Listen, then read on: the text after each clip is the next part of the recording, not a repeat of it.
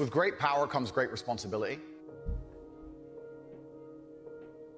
My content existed because I tried my very hardest to be an absolute and utter realist, especially with uncomfortable truths. I love that. I was pointing out that very uncomfortable. Is that a truth? It's an uncomfortable truth in many parts of the world. It's not a truth that I'm happy about.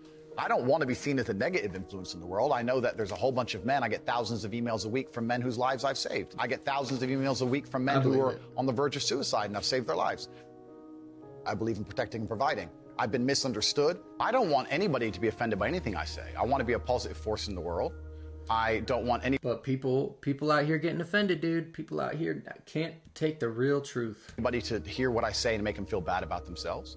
I want all people to live righteous and good, whether they're male or female. I think righteous is living true to your heart and knowing that you're doing good by people, not snaking anybody, not lying to anybody. I know I live a very righteous life. The government is not capable of helping the poor. And this is why it's so important as a person you take personal responsibility and understand you're living in a world where the matrix can be cracked. You can make a bunch of money, but you need to take responsibility and do it. I refuse to accept that there are people out there who cannot become happy, contented individuals. I refuse to accept we live in a world where God has created... Don't believe that. If somebody tells you that you can't be happy or you can't not be, like, get better, like... Don't believe that. Who, no matter how hard they work and how good their life becomes, can't be happy. I don't accept that. I accept that the universe is a very giving place and that God loves all of us. And if you try your best and you work hard, you can... 100%. God loves all of us. Probably one of the best things that he's ever said. I mean, he says a lot of good stuff, though. Don't get me wrong. I'm a better person. I'm telling the younger generation that if they don't get up and work hard and make sure that they're important, that the world's not going to give a shit about them. 99% of my content was aimed at men. So true. If you don't get up, work hard, dude, the world doesn't care, dude. It does not care. And telling them the truth, saying that as a man, you're born with no inherent value. You have to become important. You have to go through some pain or go through some suffering to make people care about you. Otherwise, you're not going to matter. As a dude, if you walk into the party and you've put no effort into your life, nobody gives a shit. Nobody cares about you. And every man out here knows. And one of the great things about it's hard, but it's true. I don't know it's sad. I don't know that it's sad. It's hard, but it's true. Is that we've all lived a semi-similar story. It's kind of cool. Like, we've all been the teenager, gets heartbroken.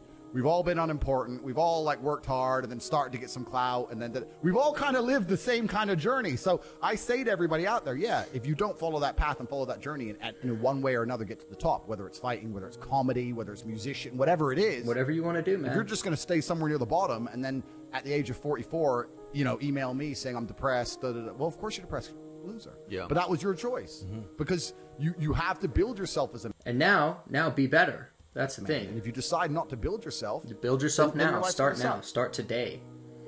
My main message is to resist the slave mind.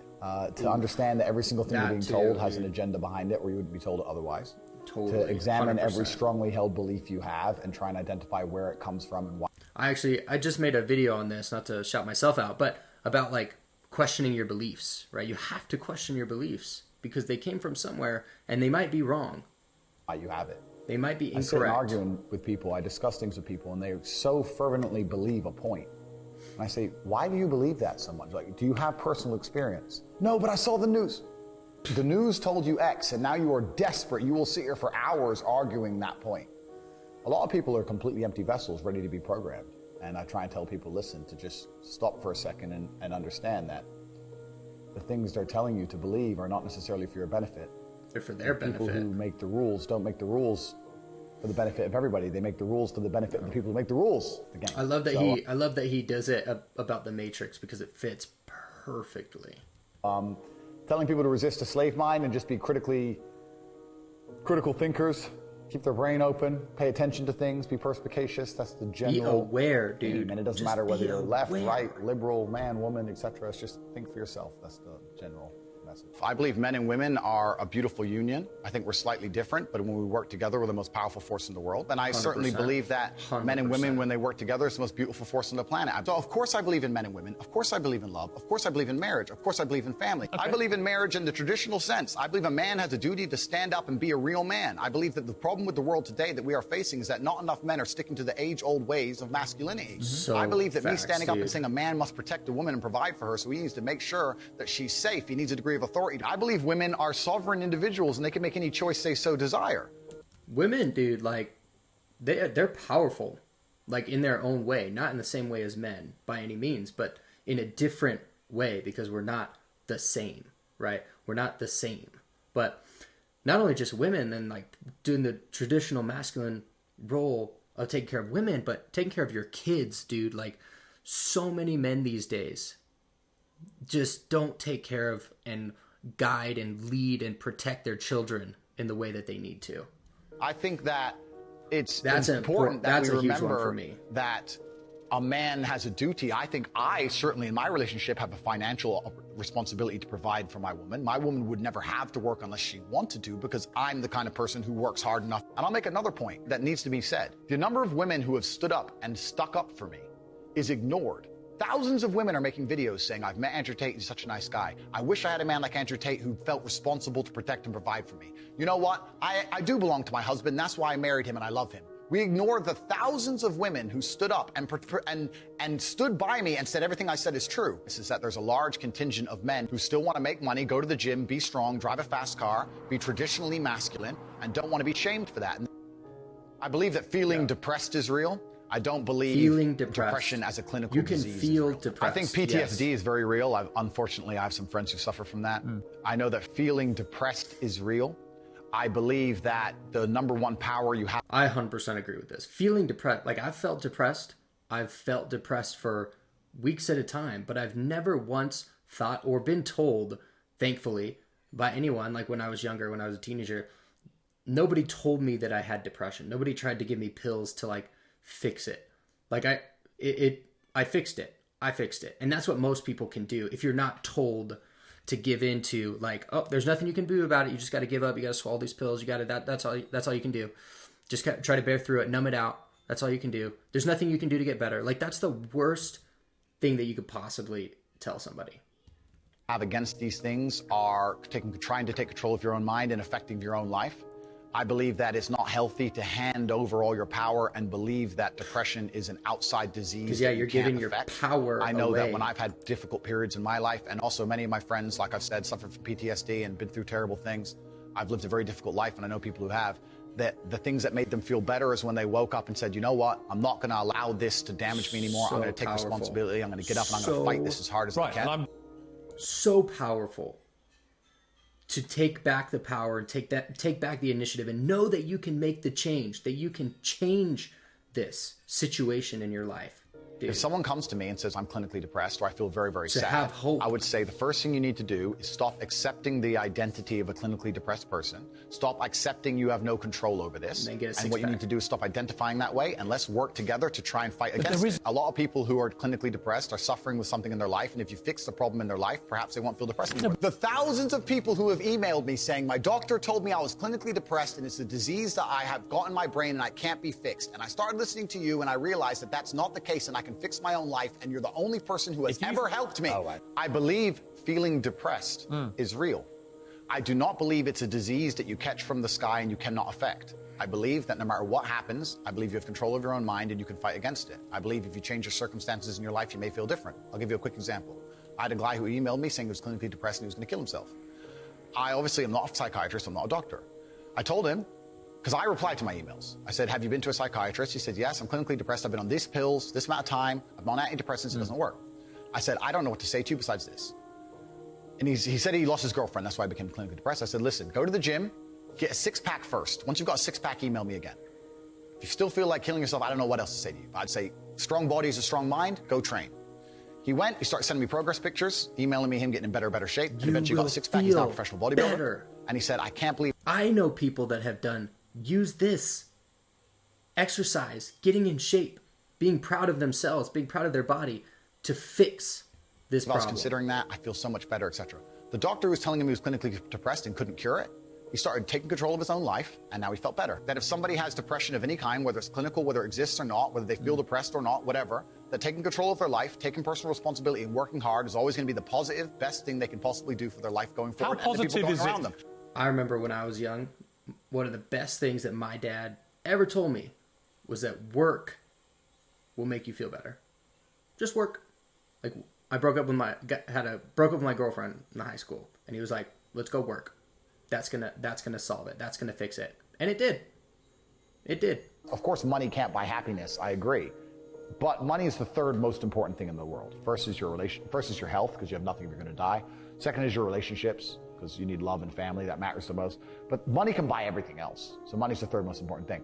The average people come to me and say, what do I do? I'm just the average guy. And my only answer is stop being the average guy. Yeah. It's my only answer. You can't just be the average guy anymore. The idea from the 1950s that you can just be the normal, average, law-abiding, hard-working citizen and you'll have a good life is gone. Any man out here who goes, I'm just going to work hard, do my bit, and obey the laws, and You're I'll not have a good going to life. be able. No, you No, won't. not anymore. No, you will not. It won't suffice. Just doing your job is never going to make you rich, because you're just going to be taxed into infinity and you're going to stay broke. Yep. So just obeying laws and doing your job now has set you. That's the spiral they want you in, though. They want you in that circle, in that rat race. That's exactly where they want you. Up to be a peon and a slave for eternity. A peon. You have to get yourself in a position where you're making enough money. Oh, peon and a slave. You don't know what to talk about, then you don't understand money. So go learn how money works. Go learn how a bank works. Go sit on YouTube for free. You don't just pay 50 grand in 4 years like a university. Go sit on YouTube and understand money, banking, or the real estate market, any of it. Understand the last housing price crash, why it happened. Understand mortgage rates and how that's affected by interest rates. Understand it, and then go sit with someone else who understands it and talk about it. People should, even if they haven't got a penny in the world, should be going to these meetings about real estate, about investing. You need to be talking about ideas. It's cheap. They should go. Talking Just about meet other talking about people money. who at least have money. Have conversations about money. Talk about it. How are you going to get what you don't talk about? And yes, the cycle It of will change your precipitation, mindset right? So, about it. A cloud comes, it rains, it falls down to the ground, it goes under the ground, whatever, goes into a stream, it moves into the stream, goes to the ocean, evaporates again, up to a cloud, floats somewhere else, falls down again. It's always moving. That's how money is. People think that money is in these large, stagnant pools hidden in people's bank accounts. That's not really true. Money is constantly moving all the time. And if you can find a way to get in between it and stand in the right place at the right time, you're going to get wet. I think that's the new modern way to view the world. It's an attention economy. It doesn't matter what you do. If you're getting attention, you'll make money from it. One habit that people need to adopt, and this is a habit I had for a very long time, and I've actually recently cleared it from my brain because I've reached a point where peace of mind is worth more than money. But every single time money is spent, you need to identify how your money was taken from you. And I say taken because money can't be made. Money is taken. Because the only people who can make money are the governments. If you're a government, you can make money. You can print it from thin air or a bank. But if you're a person, you're not making money. You're convincing other people to give it to you. Mindset You're taking shift. money Boom. from others. So every single time you different. spend money on anything, you need to identify how it was taken from you. When you go and buy a coffee, How'd don't they just get go me to buy the give them coffee that and money? sit down. Sit and say, why did I buy this coffee? Okay, I really wanted coffee. I like Yeah. it. But then why did I go into this store and not that store? Is it better advertising? Does it have less of a line? Do they have seating? How did they convince me to come in here? How much did this coffee cost? £6. What's the profit margin on that? Probably £5.50, £5.80 probably by the time. The cup probably costs more than the coffee. The coffee is just water. How did they convince me to spend £6 in this place? And when you sit there and analyze and you all start to learn little lessons about business, you'll learn about the importance of the signage. You'll learn about the importance of there being no queue. Yeah. So that if you ever run a business, tell you, I say with my business, my people all the time, faster. All the time, quicker. Yeah. Like I have a couple businesses that are physical. I'm like, I don't want to see a line. I don't want it to see empty because it looks bad. So when there's lines, you work fast. When we're down to 1 or 2 people, you take your time, you talk to the customer. Right. You keep it so there's like always one person at the thing. Like manage the line. Like people don't think about this stuff. No one's going to sit and wait in a long queue. Maybe some idiots will, but people like me won't. We got shit to do, right? My time's worth money. I'm not going to stand and wait in a line. So you have to identify how your money is taken from you. If you start doing that with every single time you spend anything ever, you're going to start to identify business opportunities, and you're going to sit there and you're going to have coffee and you're going to go, you know what? They could have sold cake and they didn't. Could I outcompete this place? Let's imagine I had the money to start a coffee shop right next door. How would I outcompete them? Well, I'd have cake because they don't have cake. Also, most people in here are businessmen. And the guy serving some dude. No, we need a cute waitress. His ass is fired. We need a chick. Put a chick here, put some cake in. Financial Times, business people in. People don't even think about this stuff. They don't use their brain ever. They don't ever look around and realize how they're spending their money. They don't look around and look at which businesses are successful. They don't look around and pay attention to anything. They don't look at the world and all the things that are happening and how it can benefit them. None of it. They don't look at any of it. They're too busy following the circus. That's why it's clown world. I was walking to college with a couple of my friends, and a Ferrari drove past. And I said, bro, you see that? And he goes, yeah, what about it? I said, doesn't that piss you off? I must have been about 16. He goes, why? This dude has 400 G's for a car, 400 grand. I'm walking 4 miles to college because my mom hasn't got any car. He has 400 grand. Do you think he works a job? Do you think he's behind a counter somewhere? Nah. He knows something about the world that I don't know. And they were like, well, he's rich. I'm like, yeah, I know. I didn't say he wasn't rich, dummy. I'm saying he knows something about the world I don't know. And I was intrigued, and it angered me. I couldn't sleep for weeks. I was pissed off. Every time I saw somebody with genuine money, I understood that everything I was being told and taught and they were trying to make me believe just simply wasn't true. I was like, none of these people are getting these things by following the path they want you. the system Exactly is trying to where make they me want follow. And everybody intrinsically knows this. If you go to if you're at a BP, you're at a petrol station, and I pull up in my Lamborghini, nobody goes, wow, he went to school.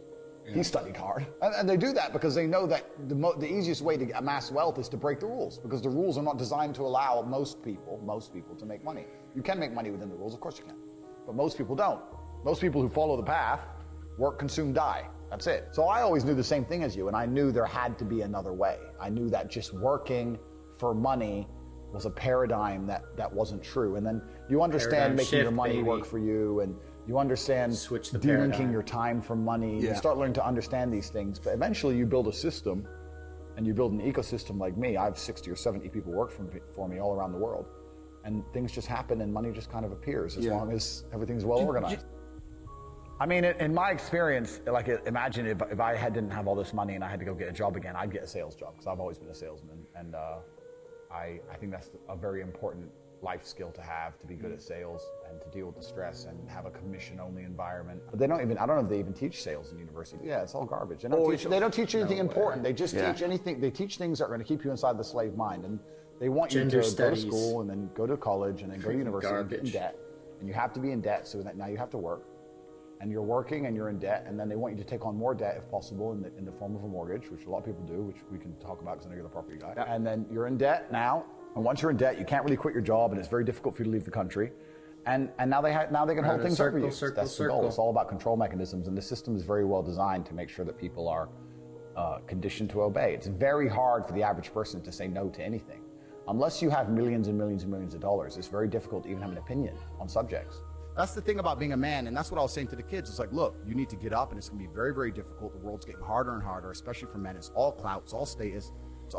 There's no way you're going to matter unless you get up and you work extremely hard.